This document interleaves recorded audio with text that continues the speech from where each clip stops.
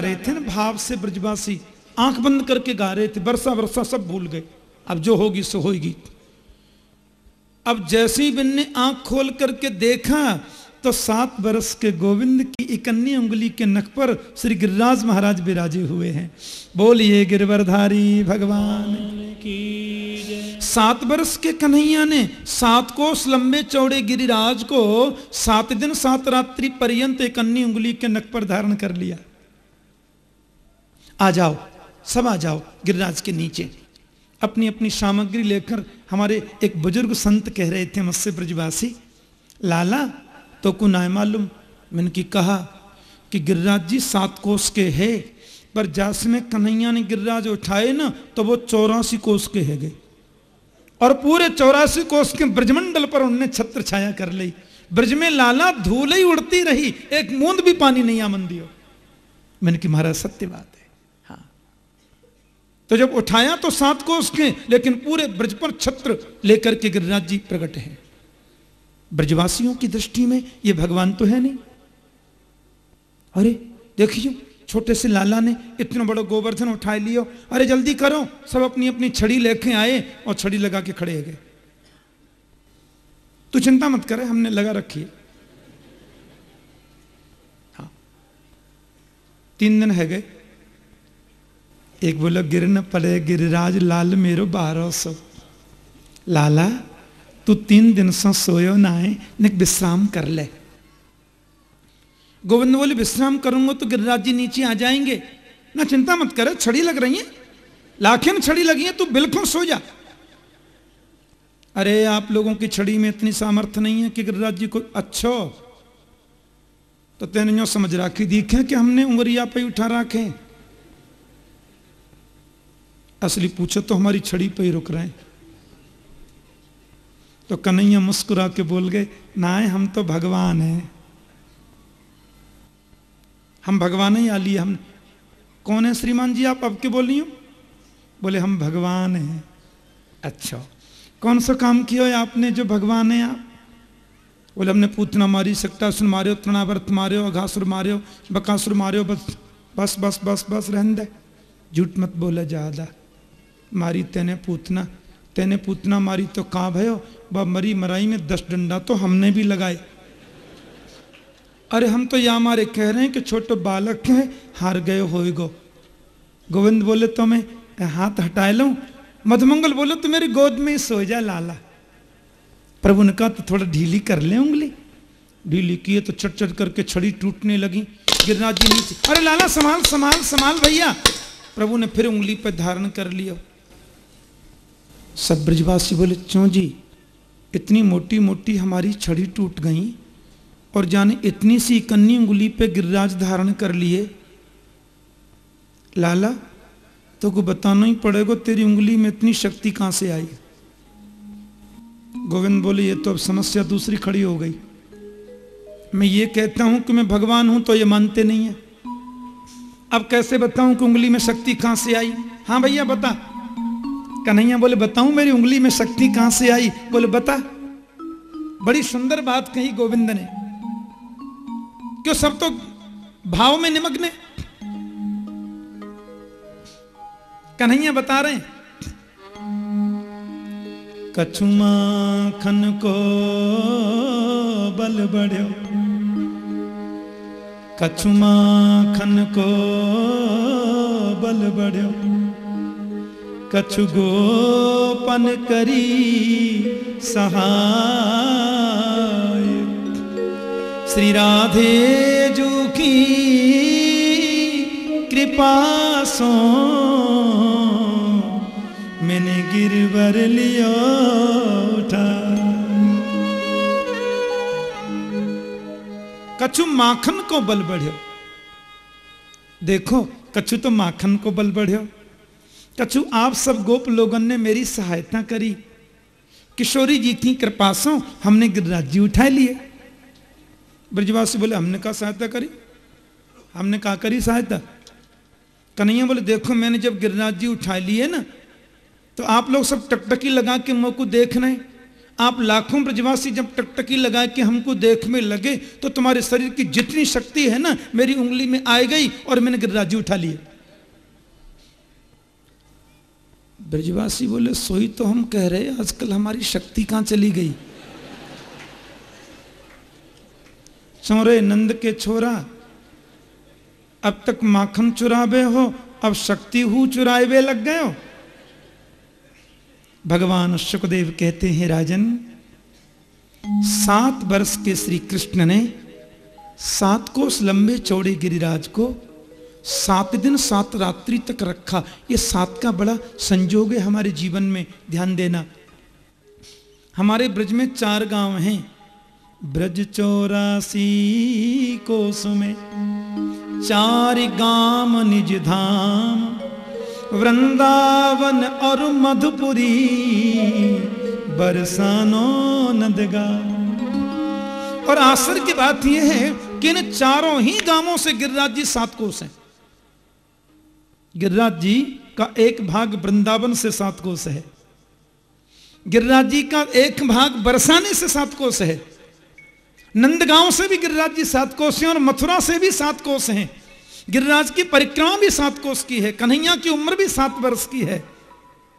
हमारे शरीर में अंदर 7 ग्रंथियां हैं, अविद्या, अस्मिता, राग, द्वेष, अभिनिवेश, अहमता, ममता। हमारे शरीर में बाहर भी 7 गांठें हैं, पहली ये, दूसरी ये, तीसरी ये, चौथी ये, 5वीं कमर पे, 6वीं घुटना, 7वां पैर का पंजा। तो शरीर में अंदर भी 7 गांठें, अब बाहर भी 7 ग्रंथियां। हमारा जन्म भी 7 दिन में होता है, रवि सोम मंगल बुध बृहस्पति शुक्र शनि। मृत्यु भी 7 दिन में होती है। हम पाप भी 7 दिन में करते हैं, पुण्य भी 7 दिन में करते हैं। कृष्ण की उम्र भी 7 वर्ष की है, गिरिराज की परिक्रमा भी 7 कोस की है, और उसको धारण भी 7 दिन और 7 रात्रि तक मेरे प्रभु ने उंगली पर करके रखा। ये 7 का जीवन में बड़ा मिश्रण है, इसलिए भागवत कथा भी 7 दिन में होती है। बोलो जय श्री कृष्ण। देवराज इंद्र ने कहा सुनिए, ब्रजमंडल बह गया हो तो वर्षा बंद कर दो। सेनापति ने सूचना दी, धूल उड़ रही है। क्या कहते हैं आप? पूरे ब्रह्मांड को बहाने की सामर्थ्य मेरी मेघमालाओं में है। सांवर्तक मेघमाला, गणम सांवर्तकम नाम मेघानाम चांतकारिणम। अंत कर देने की सामर्थ्य जिनमें है वो मैंने वर्षा कर दी, और तुम कहते हो धूल उड़ रही है। मालूम नहीं सब, लेकिन उधर तो धूल ही उड़ रही है। अच्छा, फिर ये पानी गया किधर? बोले सुदर्शन जी ऊपर सुखा रहे थे, शेषनाग जी अंदर जाने से रोक रहे थे, अगस्त मुनि एक कोने पे बैठ करके पी रहे थे, प्यासे रह गए थे राम जी के समय से, हाँ इसलिए वो पी रहे थे। देवराज इंद्र ने आकर के गोविंद के चरणों में साष्टांग प्रणाम कर दी। विशुद्ध सत्वं तव धाम शांतम तपोमयं ध्वस्तरजस्तमस्कं मायामयोऽयं गुणसंप्रवाहो न विद्यते ते गृहेणानुबंध। बहुत आनंद की बात है। आपको एक बात बता दूं मैं, श्रीमद् भागवत का सबसे उत्तम और सबसे गंभीर प्रसंग रासपंच अध्यायी को मानते हैं, और वो रासलीला क्योंकि वृंदावन में हुई इसलिए उसका अपना महत्व है। प्रातः 9 से 12 बजे के बीच में हम श्री सुखदेव स्वामी के मुख से इंद्र के द्वारा गोविंद की स्तुति जो हुई उन 10 श्लोकों का भाव सुनेंगे। फिर हम भगवान शुकाचार्य के मुखारविंद से भागवत, देखो भागवत कोई पोथी नहीं है, ध्यान देना, आप प्रथम दिन सुन चुके हैं। भागवत किताब नहीं है, भागवत ग्रंथ नहीं है, भागवत कृष्ण है, और कृष्ण रूपी भागवत में 10वां स्कंद हृदय है, और कृष्ण रूपी भागवत के हृदय रूपी 10वें स्कंद में जो 5 अध्याय हैं रासपंच अध्यायी के, वो पंच प्राण हैं, और गोपी गीत जो है वो भागवत रूपी कृष्ण का मुख्य प्राण है, जो सवेरे आप मेरे साथ में संस्कृत में गाएंगे। तो रास का बड़ा महत्व है, उसकी बड़ी गरिमा है, उसका बड़ा आध्यात्मिक स्वरूप है।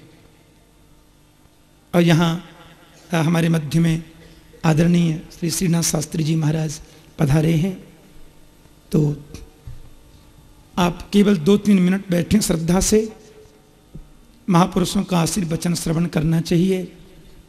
भागवत की आरती, आज गिरिराज जी की विशेष आरती होगी, तो उस आरती को श्रवण करने से पहले आप सब लोग श्रवण करेंगे पूज्य शास्त्री जी का उद्बोधन।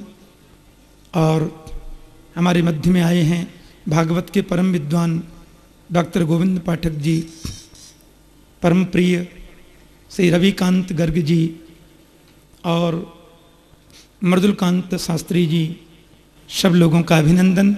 भागवत की ओर से बहुत बहुत मंगल कामना। दिल्ली से दीक्षित जी पधारे हैं। हमारे हृदय प्राण ठाकुर जी से भागवत सुन रहे हैं। आज विश्व में कोई ऐसा नगर, देश, प्रांत नहीं है जहाँ कात्यायनी की पूजा नहीं होती है। कहीं भी चले जाइए विश्व में, देवी को 2 रूप हैं, एक चैतन्य, एक जड़। सोना, चांदी, मोती, हीरा ये देवी का जड़ रूप है। हम दिवाली के दिन रख कर के सोना चांदी देवी की पूजा करते हैं, लक्ष्मी की, तो सारा विश्व इसको मानता है। यो न पूजयते नित्यम चंडिकाम भक्तवत्सलाम भस्मीकृत्यास्य पुण्यानि निर्दहेत परमेश्वरी।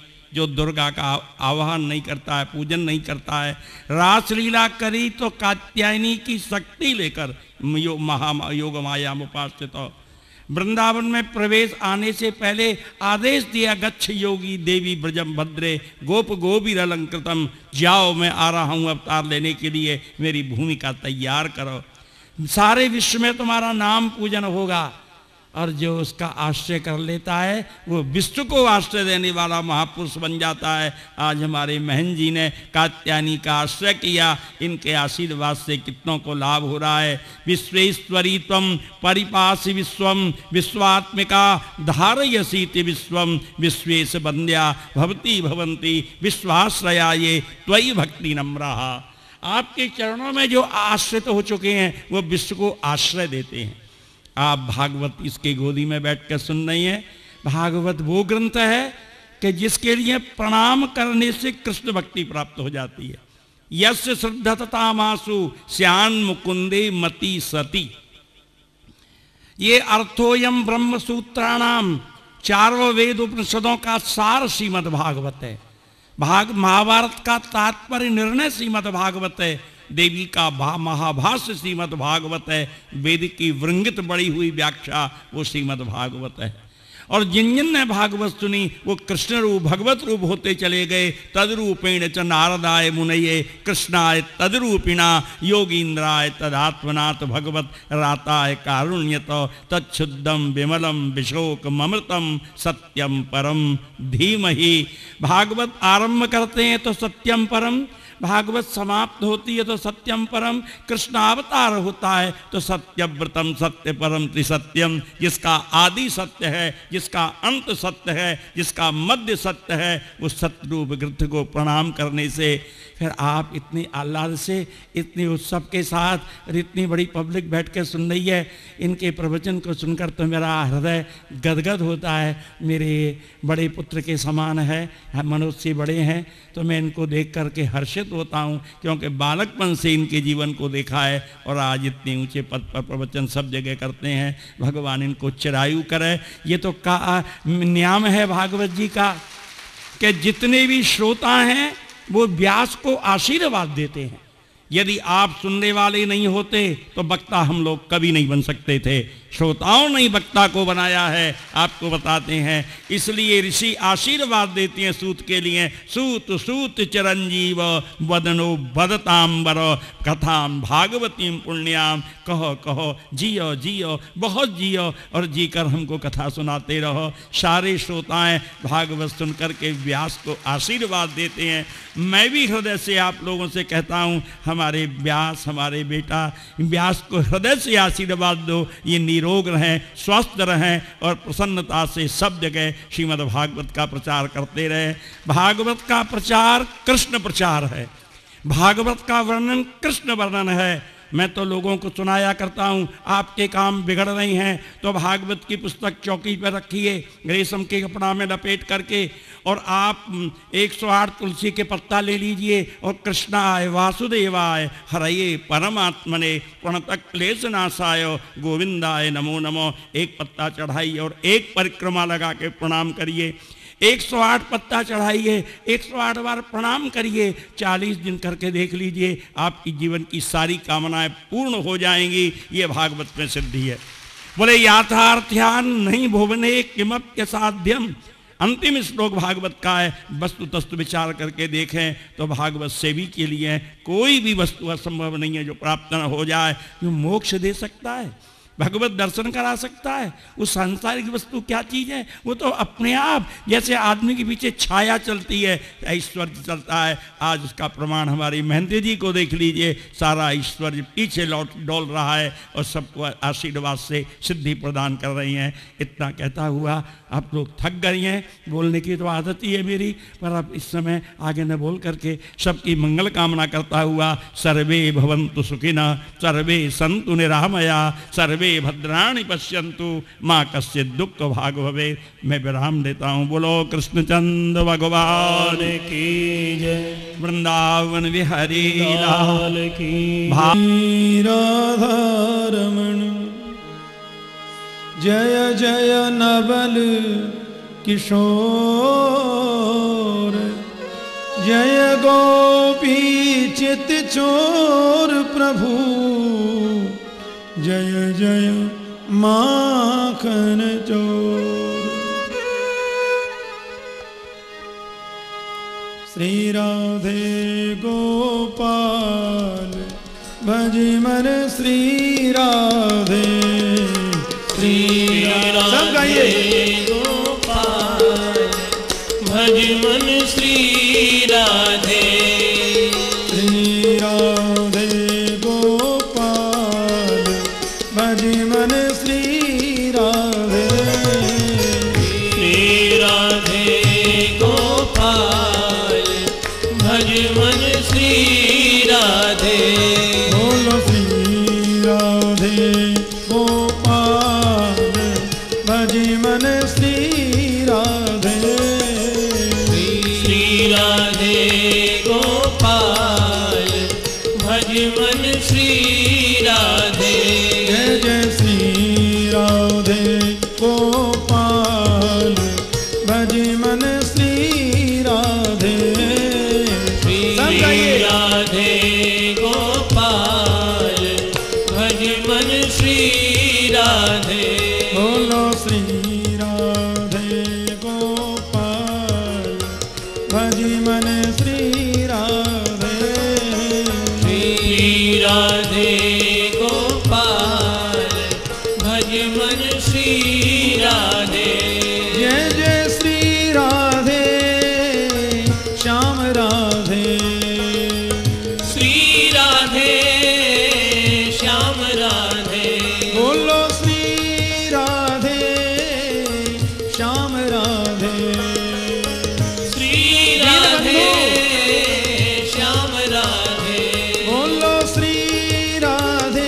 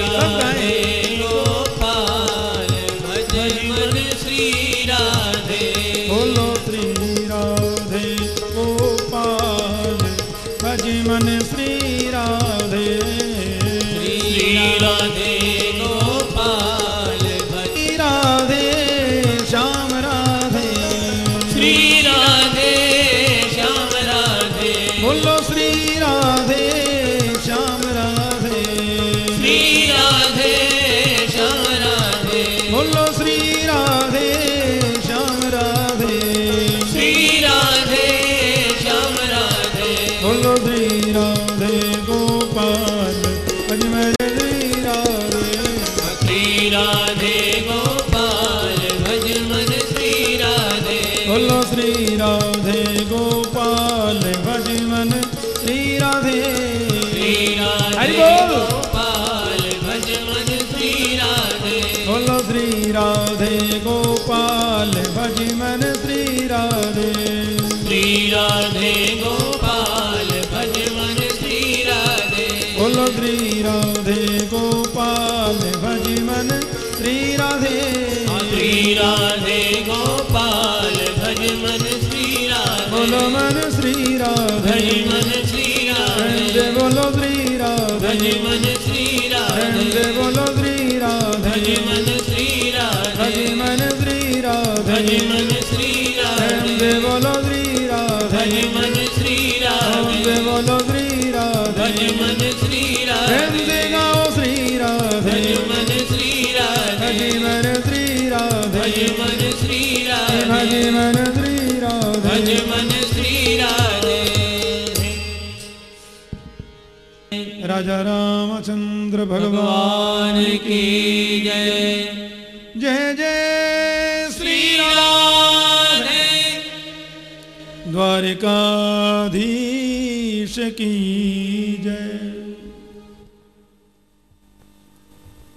परम मंगलमय परात्पर अखिलेश्वर अकारण करुणा वरण वाले भक्तवांछा कल्पतरु तड़िद्युति विनिंदक पीताम्बरधारी श्री बालकृष्ण लाल की वांग्मयी प्रतिमूर्ति श्रीमद् भागवत महापुराण। प्यारे प्रभु प्रेमियों,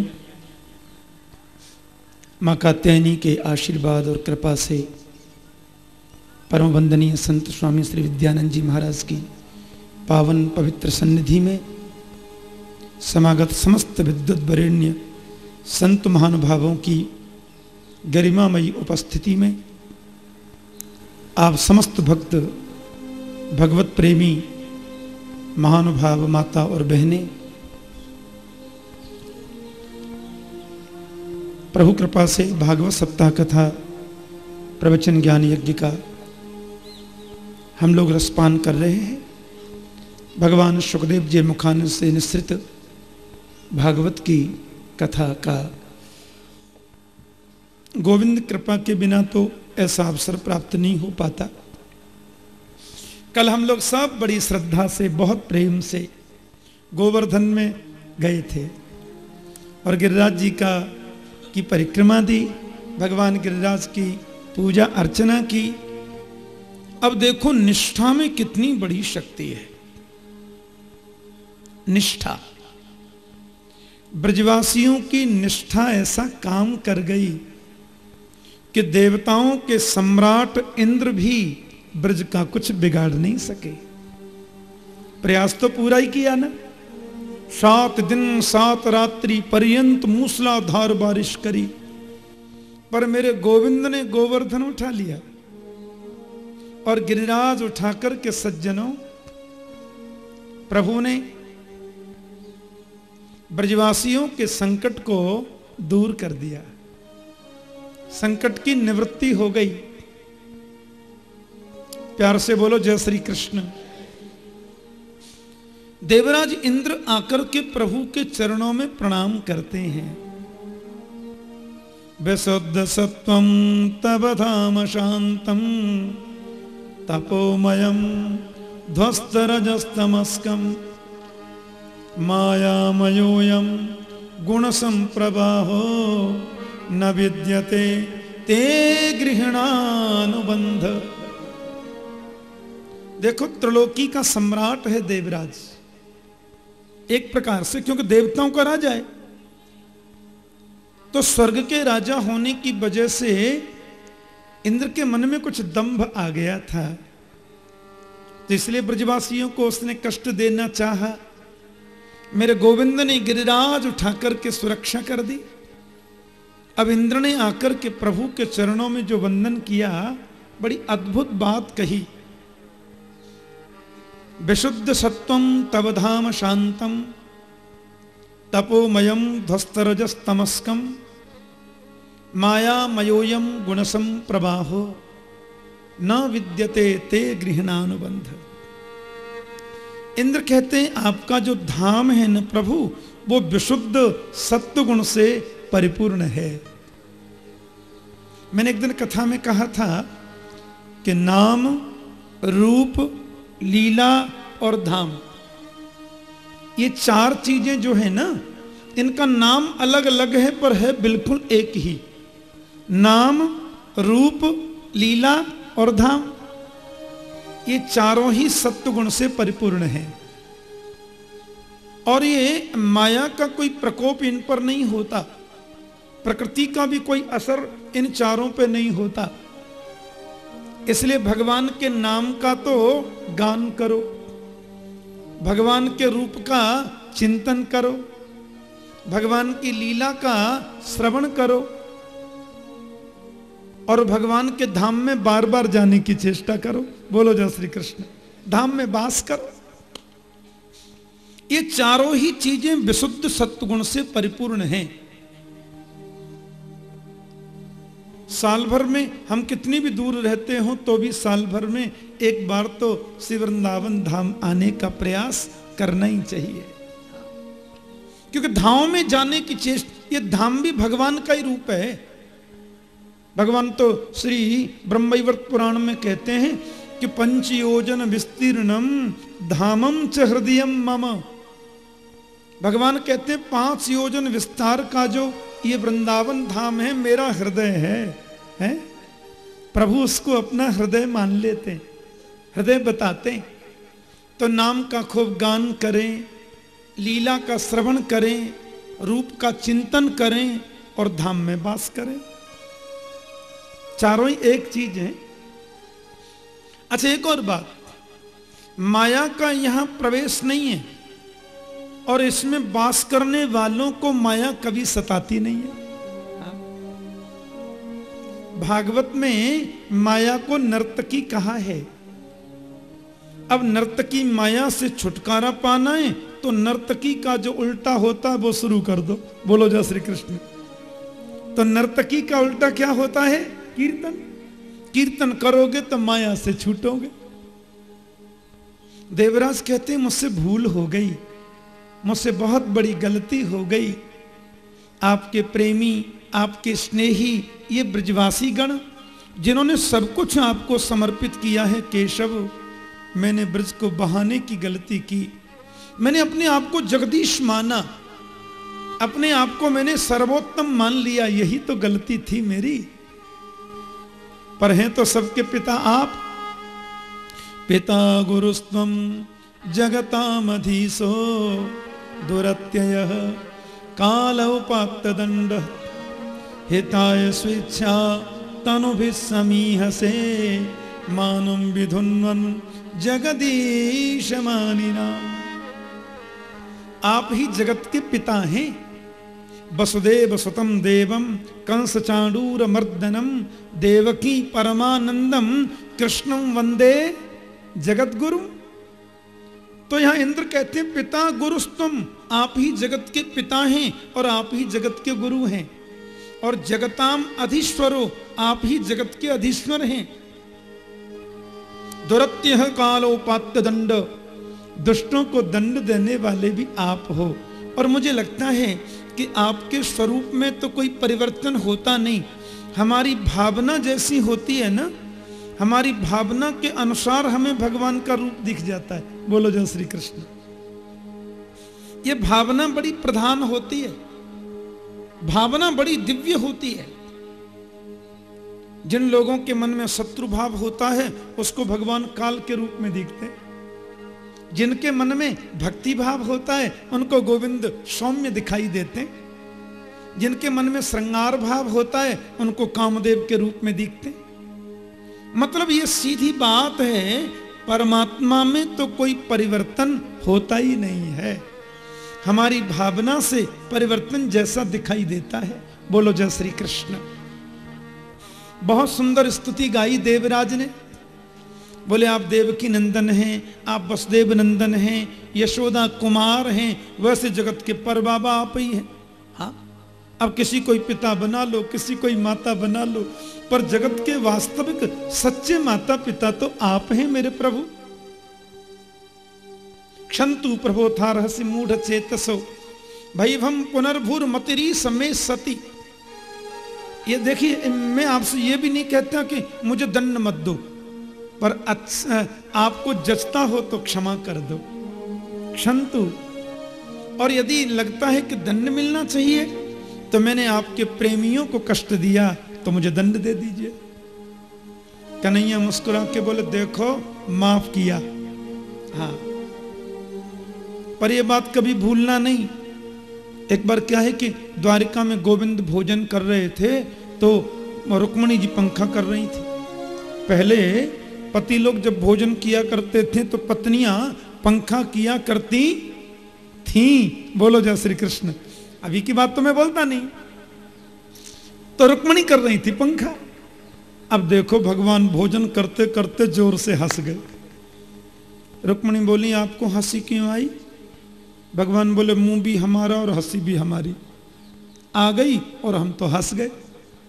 रुक्मणी बोली जो कुलीन पुरुष होते हैं वो बिना कारण तो कभी हंसते नहीं, बिना कारण कभी कुछ कहते नहीं।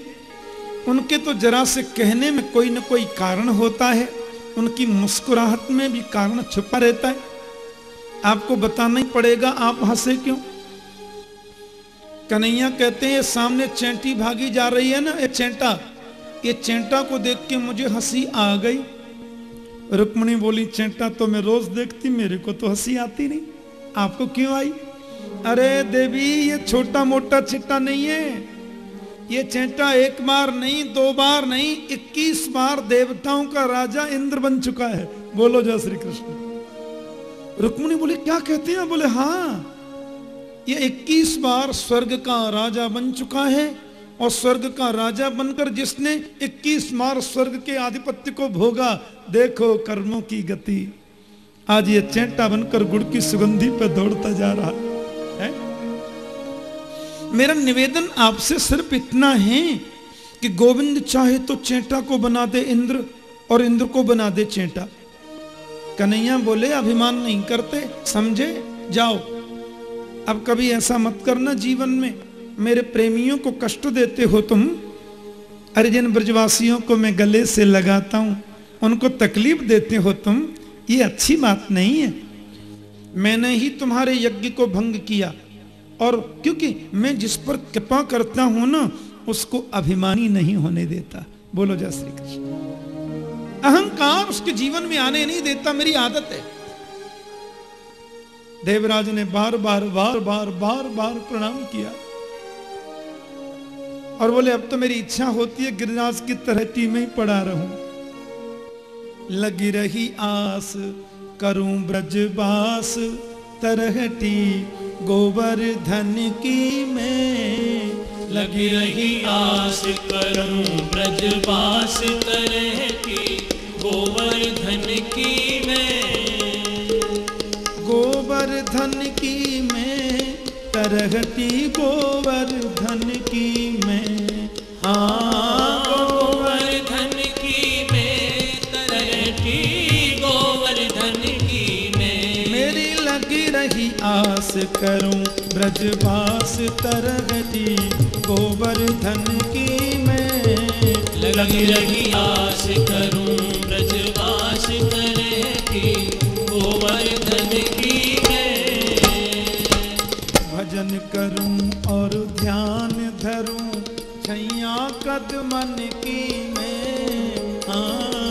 भजन करूं और ध्यान धरूं छैया सदा सत्संग मंडली संत जनन की मैं।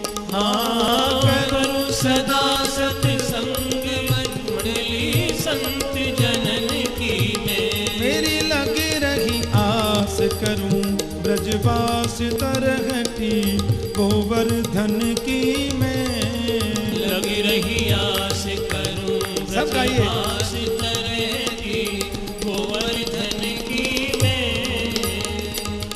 पलकन डगर बुहार रेणुका ब्रज गलियन की मैं। पलकन डगर बुहार रेणुका ब्रज गलियन की मैं। और शीश चढ़ाए रज अंग लिपटाऊं कृष्ण चरण की मैं। हाँ शीश चढ़ाए रज अंग लिपटाऊं कृष्ण चरण की मैं। मेरी लगी रही आस करूं ब्रजवास तरहटी गोवर्धन की मैं। लगी रही आस करूं ब्रजवास तरहटी गोवर्धन की मैं। क्यों जी, ब्रज में आ तो गए पर भूख लगेगी तो खाओगे क्या? बोले ब्रजवासियों के घर से मधुकरी मांग करके खा लेंगे।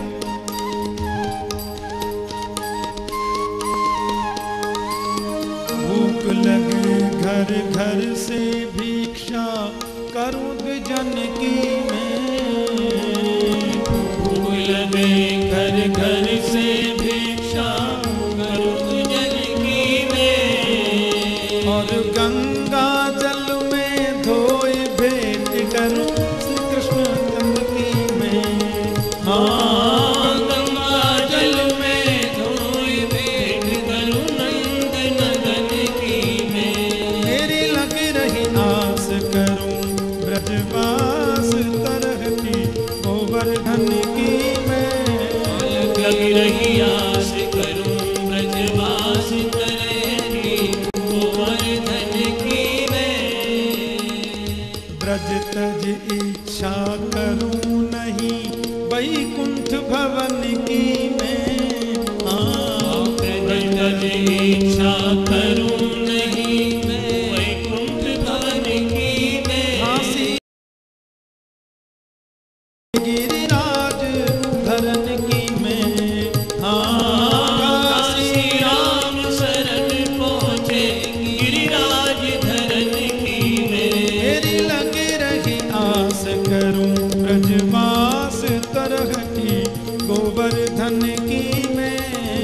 लगी रही आस करूं ब्रजवास तरहटी गोवर्धन की मैं। ब्रज तज इच्छा करूं नहीं वैकुंठ भवन की मैं। हमारे ब्रज के रसिक संतों ने गाया है कि स्वर्ग अपवर्ग हूँ को लेके करेंगे कहा, जानते नहीं हो हम वृंदावन वासी हैं। बोलो जय श्री कृष्ण। हाँ कीरत सुता के पद पद पे प्रयाग यहाँ, राधा रानी के एक एक चरण की धूल के कण पर प्रयाग वास करते हैं वृंदावन में हैं। स्वर्ग अपवर्ग हूँ को लेके करेंगे कहा। अरे ब्रज में जिसकी अनुरक्ति है वो स्वर्ग नहीं चाहते हैं। ब्रज का तो बांस मिल जाए, गोविंद की कृपा। मैं कहीं कथा कर रहा था तो एक संत बोले हम ब्रजवासी हैं। मैंने कहा महाराज ये तो बहुत आनंद की बात है, आप ब्रज में वास कर रहे हैं, पर मैंने कहा आप ब्रजवासी हो तो एक बात बताओ, हमारी ब्रज भाषा में सवेरे को क्या बोलते हैं? बोलो जय श्री कृष्ण।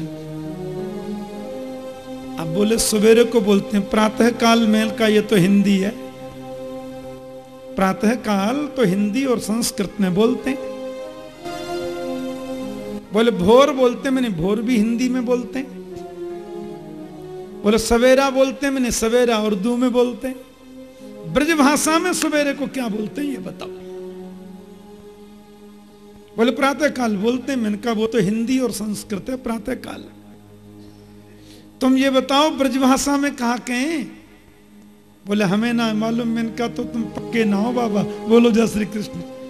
मैंने कही ब्रजभाषा में सवेरे को बोलते हैं धौताएं।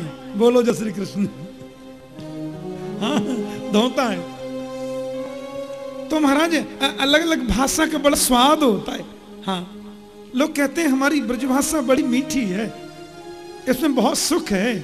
हाँ, मैंने कल कहा ना, बहुत प्यार से जिसको बोले उसको तुम बोलते नहीं, तू में ही काम चलता है। मैंने कहा महाराज धौताएं बोले ब्रजभाषा में प्रातः काल को। हाँ, तो एक अलग अलग जगह की प्यार भरी बात है। अब आप हिंदी में बोलो तो बुरा लगे, पर ब्रजभाषा में सारे बोले तो भी अच्छा लगता है। वो साले नहीं है, सारे होता है। तो गोविंद कहते हैं ये जो मेरे ब्रजभाषी है ना, बोलंत हेला बचनंत गारी, इनकी भाषा में बोलने में कुछ लगता हो इंद्र, लेकिन ये दिल के बड़े प्यारे हैं, दिल के बहुत अच्छे हैं। इसलिए इन ब्रजवासियों को मैं मन से कभी भुला नहीं सकता। ब्रजवासी वल्लभ सदा मेरे जीवन प्राण, ये मुझे प्राणों से ज्यादा प्रिय लगते हैं। इनको तुमने कष्ट दिया, बताओ, इनको तुमने अपने अहम में आकर के ब्रजमंडल को बहाने का षड्यंत्र, नहीं, अच्छी बात नहीं है। अब तुम जाओ, तुम्हारी गोवर्धन में निष्ठा है, ब्रज में निष्ठा है, मुझे इससे प्रसन्नता है। स्वर्ग में रहकर मेरे ब्रज को प्रणाम करते रहो, तुम्हारा कल्याण होगा। अब देखो वहां पे सुरभि गाय आई।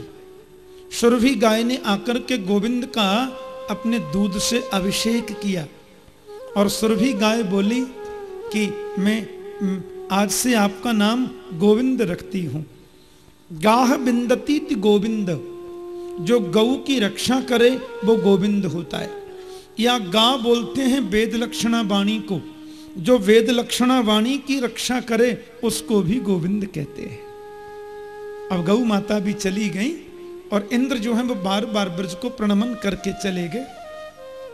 गिरिराज लीला से पहले एक और बड़ी सुंदर लीला है।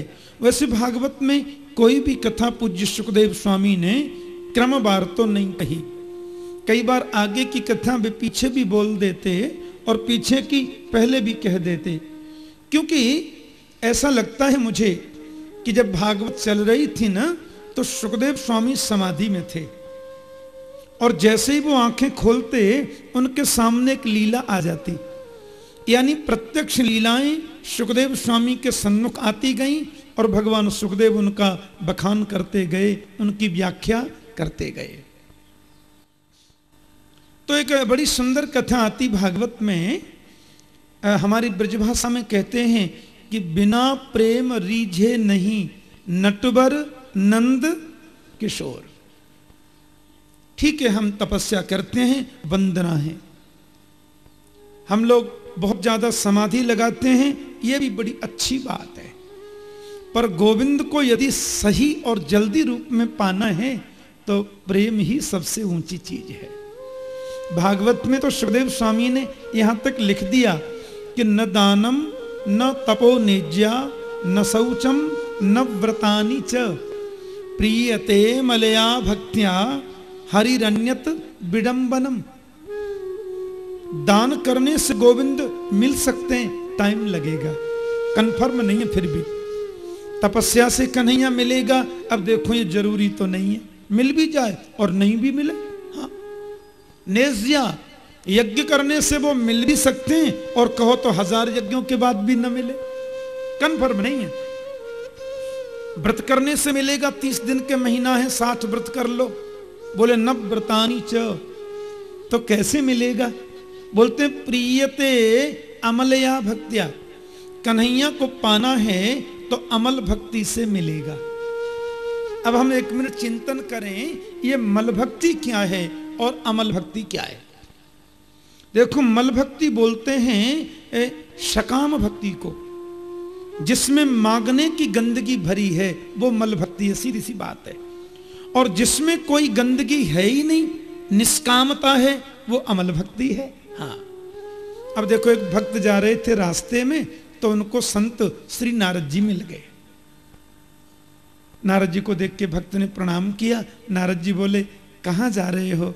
बाबा, आपका दर्शन हो गया, एक बात बताओ, ब्रह्मा विष्णु महेश तीनों में जल्दी खुश होने वाला कौन है? नारद जी बोले ब्रह्मा जी के मंदिर स्वतंत्र प्रायः ज्यादा नहीं होते, इसलिए ब्रह्मा जी जल्दी खुश हो जाते हैं, और जो मांगे सो देते भी हैं। बोले जरूर देते। सो महाराज अब नारद जी ने कहा तुम ब्रह्मा के पास जाओ, जो मांगे। बोले हाँ, जो मांगोगे सो मिलेगा। ब्रह्मा जी का बड़ा विशाल मंदिर है पुष्कर में। पुष्कर में ही ब्रह्मा जी की मुख्य गद्दी है, और सब जगह तो ब्रह्मा जी प्रायः अन्य देवालयों में सबके साथ में रह सकते हैं, पर स्वतंत्र मंदिर तो ब्रह्मा का एक ही है पुष्कर में। हाँ, और भी एक आध दो जगह होंगे तो मालूम नहीं। अब वहां जाकर के भगत ने बड़ी तपस्या की, ब्रह्मणे नमः ब्रह्मणे नमः ब्रह्मणे नमः। 3 महीना तक भजन किया, भगवान विधाता ब्रह्मा खुश हो गए, बड़े प्रसन्न हैं, हम तुमसे वरदान मांगो। भक्त बोले क्या मांगे महाराज? आपने दर्शन दे दिया। ब्रह्मा बोले तुम ये समझते हो कि भगवान शिव ही सब दे सकते हैं? तुम ये जानते हो कि नारायण ही सब देते हैं? अपन भी विधाता हैं, तुम मांग करके देखो, हम देने में बिल्कुल देरी नहीं करेंगे। अच्छा? बोले हाँ। अब तो महाराज और सुनो, तुमने 3 महीना भजन किया है ना, चलो 3 मांग लो। 1 महीना भजन के बदले 1 वरदान, तो 3 के बदले 3। अच्छा 3 मांग लो? बोले मांग लो। अब कलयुग के भक्त को इतनी छूट और विधाता दे दे, बिना छूट के तो लिस्ट बना लेते हैं। भक्त बोला तो 3 मांग लूं? बोले मांगो। बोले महाराज तो पहला वर ये दे दो कि मेरा मकान बन जाए, दूसरा वर ये दे दो कि हमारी शादी हो जाए, और तीसरा वरदान ये दे दो कि जब चाहूं तब 3 वरदान फिर मांग लूं। ब्रह्मा बोले बड़ा विचित्र आदमी है, हैं? अरे एक बार 3 मांग के पीछा भी नहीं चाहिए, कैसा विचित्र आदमी है। आगे का रिजर्वेशन कर लिया और ऐसे ढंग से बोला कि मैं कुछ बोल भी नहीं सकता। अब बेचारे ब्रह्मा जी तो बड़े आश्चर्य में पड़ गए, चले गए। पर ये देवता लोग जो होते हैं ना, वो वचन के बड़े पक्के होते हैं, जो बोलना है होता है वो बोल देते हैं। अब देवताओं ने, ब्रह्मा ने, क्योंकि बुलाएगा जब ही आना पड़ेगा, वचन दिया है। भगत जी का मकान बन गया, 15 दिन में शादी हो गई अपने मकान में, महल में, और महाराज सो रहे थे। वो दिसंबर बड़ा सुंदर हुआ था, जोर से आ गई बारिश, सो दिसंबर धुल गया। भगत ने सोचा ब्रह्मा है तो सही, हे ब्रह्मा जी। ब्रह्मा बोले क्या है? बोले पहला वर ये दे दो कि बारिश बंद हो जाए, दूसरा वर ये दे दो कि मेरे मकान की छत पर कभी वर्षा नहीं हो, और तीसरा वर ये दे दो कि जब चाहूं तब 3 वरदान फिर मांग लूं। ब्रह्मा बोले अजीब आदमी है, अरे एक बार 3 मांग के पीछा भी तो नहीं छोड़ता, और ऐसे ढंग से बोलता है कि मैं कुछ बोल भी नहीं सकता। ब्रह्मा जी चले गए। अब तो महाराज भगत जी के जुकाम खांसी हो गया। अब क्या जरूरत है वैद्य जी के यहां जाने की, क्या जरूरत है डॉक्टर साहब को बुलाने की? ब्रह्मा है तो सही।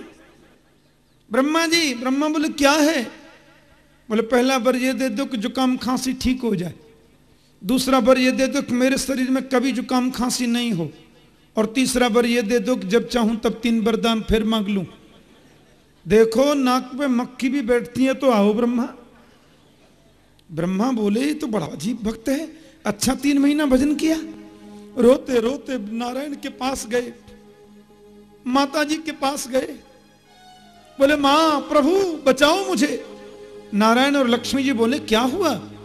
बोले 3 महीना भजन क्या कर लिया, बिना पैसे का नौकर बना लिया। एक बार 3 मांग के पीछा भी तो नहीं छोड़ता, आगे का रिजर्वेशन करता है, और ऐसे ढंग से बोलते हैं कि मैं कुछ भी बोल सकता नहीं। भगवान बड़े मुस्कुराए और ब्रह्मा से बोले भगत जी, इन भक्तों को वर देने से पहले जरा ठोक पीट के देख लिया करो, ये पिलपिला अमरूद भी चढ़ा में तो समझो खतरा है। बोलो जय श्री कृष्ण। बोले आगे ध्यान रखूंगा महाराज। प्रभु ने सरस्वती देवी से कहा जाओ और जाकर भक्त की जिह्वा पर विराजमान हो जाओ। सरस्वती देवी आकर के जिह्वा पर बैठ गई। भगत ने कहा हे ब्रह्मा जी। ब्रह्मा बोले क्या है? बोले पहला वर ये दे दो कि संसार से मुझे वैराग्य हो जाए, दूसरा वर ये दे दीजिए कि कृष्ण चरणों में मेरी प्रीति हो जाए, और तीसरा वर ये दे दिए कि कि संसार से मेरी मुक्ति हो जाए। ब्रह्मा बोले तेरा राम भला करे भैया, पर तू मेरा पीछा छोड़। तू मुक्ति ले चाहे भक्ति ले, पर मेरे को तो माफ कर भगत जी। इसी को बोलते हैं मल भक्ति, इसी का नाम मल भक्ति है।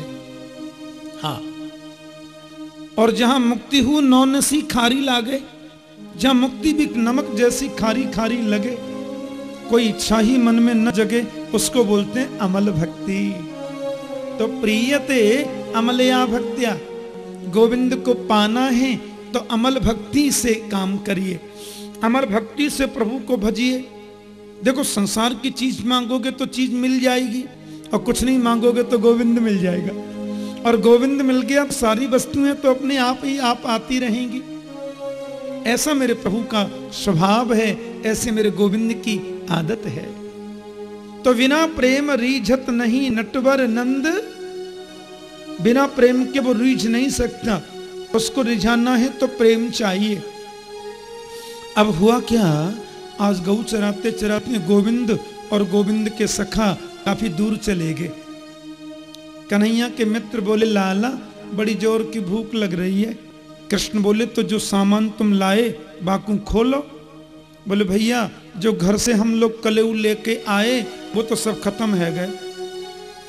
कृष्ण बोले अब दूर आ गए गऊ चराते भय, घर तो बहुत दूर है, भोजन कहां से मिले। कन्हैया बोले एक काम करो, यहां से थोड़ी दूर पे जाओ, और थोड़ी दूर पे हमारे ब्राह्मण देवता यज्ञ कर रहे हैं। हाँ, ब्राह्मण जो यज्ञ कर रहे हैं ना, उनके घर से भोजन की सामग्री मांग के ले आओ। अब मेरे गोविंद के सखा गए, पंडित जी महाराज यज्ञ कर रहे थे कि हे भूमि देवा शृणुत कृष्णस्यादेश कारिण। पंडित जी महाराज हम कृष्ण के आदेश का पालन करके आए हैं। कृष्ण बलराम दोनों भैयान को बड़ी जोर की भूख लगी है, आप कछु खावे के ताई दे दो। ब्राह्मण देवता बेचारे कर्मकांडी ब्राह्मण, वे कुछ बोले ही नहीं, इशारा कर दिया, क्योंकि यज्ञ में बैठे थे, कलावा हाथ में बना था, जाओ यहां से। अब ये लौट करके चले गए। जैसे ही लौट करके गए, कन्हैया बोले कछु लाए, बोले अंगार लाए 5, खाओगे? भैया बिन्ने तो हमारी राम राम भी नाय ली नहीं, हमसे बोले हु नाय, हमने जय श्री कृष्ण करी तो एक शब्द भी नाय बोले। कन्हैया बोले तुम बड़े भोले हो, पुरुषों के पास क्यों गए, माता जी के पास क्यों नहीं गए? मैंने कहा था ना कि घर से लाना। भाई घर जो है ईंटा पत्थर के मकान को घर थोड़ी कहते हैं। न गृहम गृहमित्याहु गृहिणी गृहम उच्यते, वास्तव में तो गृहिणी को ही घर कहते हैं। माता ही तो वास्तव में घर होती हैं। माता चाहे तो घर को मंदिर बना दें, माता चाहे तो उसको स्वर्ग बना दें। माता जी के पास तुम जाते फिर देखते हो भोजन आता है कि नहीं। पुरुषों की अपेक्षा हमारी माताओं के हृदय में कोमलता और उदारता ज्यादा होती है। अब देखो बच्चे के शरीर में कोई गंदगी लग जाए और बेटा पिताजी पिताजी करता हुआ पिता की गोद में चढ़ने को जाए, और पिताजी ने बढ़िया इस्त्री किया हुआ कुर्ता पहना हुआ, प्रेस करा के कलप लगा हुआ कुर्ता है, और बच्चा धूल मिट्टी लगी और गोद में चढ़ने जाए तो पिता क्या बोलेंगे?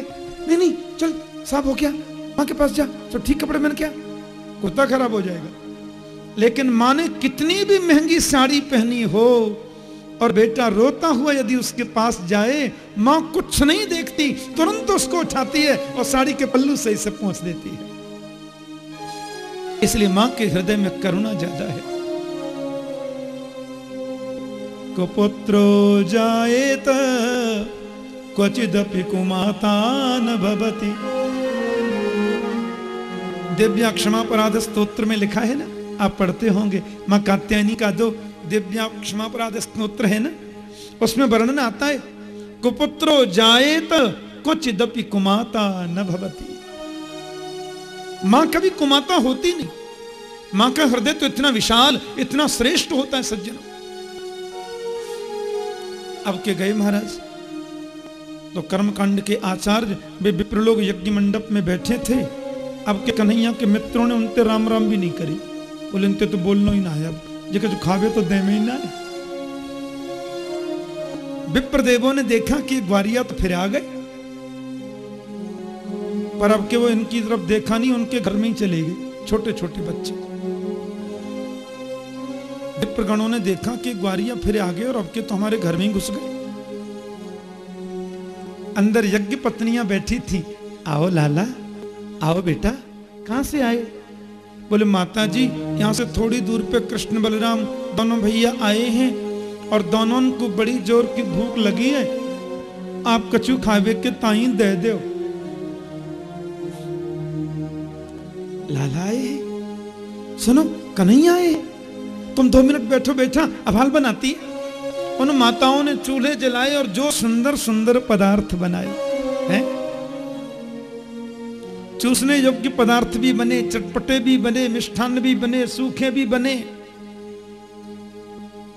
आचार्य चरण जो है वो स्वाहा स्वाहा तो कर रहे हैं, पर उनकी आंखें दरवाजे की ओर ही लगी हुई हैं। अब कलावा हाथ में बंधा, यज्ञ मंडप में बीच में उठना मना है। ये नियम होते हैं कुछ कथा के, यज्ञ के। कथा जब शुरू हो जाती है ना, अब तो मौसम बड़ा अच्छा है, पर जून का महीना भी हो और कितनी भी कड़ी धूप पड़ती हो, लेकिन व्यास को कथा के बीच में पानी नहीं पीना चाहिए। बोलो जय श्री कृष्ण। मना है, नियम नहीं है। कितना ही गला सूख जाए, पर व्यास गद्दी पर बैठकर आप पानी नहीं पी सकते। नियम तो श्रोताओं के लिए भी ऐसा ही है। हाँ, पर चलो उनको थोड़ी छूट दे देते हैं। जय श्री कृष्ण। हाँ, पर मैं यहां देख रहा हूं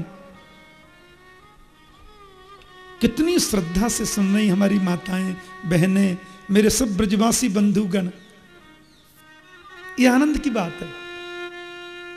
मैं देखता हूं बीच में लोग उठते भी नहीं है, और सवेरे तो घर का कार्य बहुत रहता है हमारी बहनों को, फिर भी जल्दी जल्दी काम निपटा के सब कथा के समय तक पहुंच ही जाती हैं। शाम को तो अपार जन समुदाय के रूप में मातृशक्ति और पितृशक्ति दोनों पधारते ही हैं। पर सवेरे की कथा में तो अब आजकल 9 जल्दी बज जाते हैं, फिर भी लोग इतनी संख्या में सवेरे की कथा में आ जाते हैं। शाम को तो फ्री होके आप सब आते ही हैं। तो मैं देखता हूं कि आप बीच में उठते भी नहीं, कोई पानी वानी का भी कुछ ऐसा क्रियाकलाप नहीं चलता। यही मर्यादा है कथा की। हाँ, पर श्रोता यदि उठ भी जाए, पर व्यास तो न उठ सकते। और एक और बात है, कथा में बैठने से 1.5 घंटा पहले व्यास को खाना पीना छोड़ना और पड़ता है। बोलो जय श्री कृष्ण। जो बीच में उठने का भी तो फिर डर है। नियम होते हैं मंच के। ऐसे ही यज्ञ में जब बैठे हों, सामने अग्नि जल रही है, ब्राह्मण देवता यज्ञ कर रहे हैं, कितना ही अग्नि लगे, बीच में उठ नहीं सकते, बीच में बोल नहीं सकते। ये नियम है। कलावा बंध गया हाथ में। अब पंडित जी लोगों ने देखा कि बोल तो सकते नहीं। भीतर से उनकी पत्नियां सुंदर थालियों में भोग सजा करके निकली। पंडित जी बोले, इन ग्वारियन के संग में तो घरवारी जा रही है। अब बेचारे पूछ भी तो नहीं सकते कहां जा रही है, क्योंकि अभी 2.5 घंटा बाकी है। बोले कैसे और बीच में, और उनको रोके कैसे? अब आचार्य चरण जो हैं वो आपस में एक दूसरे का चेहरा देख रहे। एक विप्र दूसरे से बोले, कहां जा रही है भगवान जाने। बोले भी कैसे, उनको रोके भी कैसे? तो एक आचार्य जी ने इशारा किया, हम लोग बोल नहीं सकते, हाँ हूं तो कर ही सकते हैं। अरे पूछे तो सही है, जा कहां रही है? इन छोटे छोटे बाल गोपालों के संग थाली सजा के ले जा रही हैं। तो यज्ञ मंडप में यज्ञ करना तो उन्होंने बंद किया और बैठे बैठे पूछने लगे। पत्नियों की ओर देख करके बोले,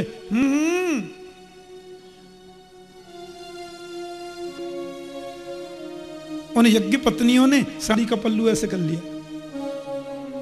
बोले इनको देखेंगे तो बताना पड़ेगा कहां जा रही है, और कहीं उन्होंने रोक दिया तो गोविंद का दर्शन और नहीं हो पाएगा हमें। तो पंडित जी बोले, देखो अब देख भी नहीं रही है, जो हमारा इशारा देख लेती। फिर जोर से चिल्लाए, कहां चली? बे बोली, तुम चुपचाप बैठे रहो, हम जहां जा रही मैं ठीक ही जा रही है। अच्छा, इनको लौट के आने दो, फिर बोलेंगे। अब ये जैसे ही वहां पर गई महाराज मेरे गोविंद के पास में, तो श्याम हिरण्य परिधिम बनमाल्यवर धातु प्रबाल नटवे समनुव्रतांस कि विन्यस्त हस्तमितरेण धुनानमब्जम कर्णोत्कपालक कपोल मुखाब्जहासम। मेरे कन्हैया हैं श्याम वर्ण के और श्री बलराम जी हैं गौर वर्ण के, कृष्ण सांवले हैं। हाँ, एक बार हम कथा कर रहे थे महाराष्ट्र में, जगह है बड़ी सुंदर नासिक, हमारे हिंदुओं का बहुत बड़ा तीर्थ है नासिक, जहाँ बड़ा कुंभ होता है, हैं? बड़े बड़े संत महात्मा ज्ञानी सब विराजित रहते हैं। तो मैं वहाँ कथा करने के बाद में सवेरे नहाने जाते थे हम लोग, एक बड़ी सुंदर वहाँ गंगा बहती है ना, हाँ गोदावरी नाम है गंगा माता का। स्नान करने जाते और स्नान के बाद में महाराज हम दर्शन करने आते, बड़ा सुंदर एक मंदिर है वहां काले राम का, काले राम का दर्शन करते। मैंने पूछा पुजारी जी से, महाराज जी इनका नाम काले राम क्यों है? पुजारी जी बड़े हंसे, बूढ़े महात्मा थे, बोले लाला भगवान का नाम पहले काले राम ही था। लोग कीर्तन गाते थे, काले राम राम राम काले काले, काले कृष्ण कृष्ण कृष्ण काले काले। तो जानकी जी ने राम जी से कहा आपको काला बोलते हैं तो मुझे अच्छा नहीं लगता। राधा रानी कन्हैया ते बोली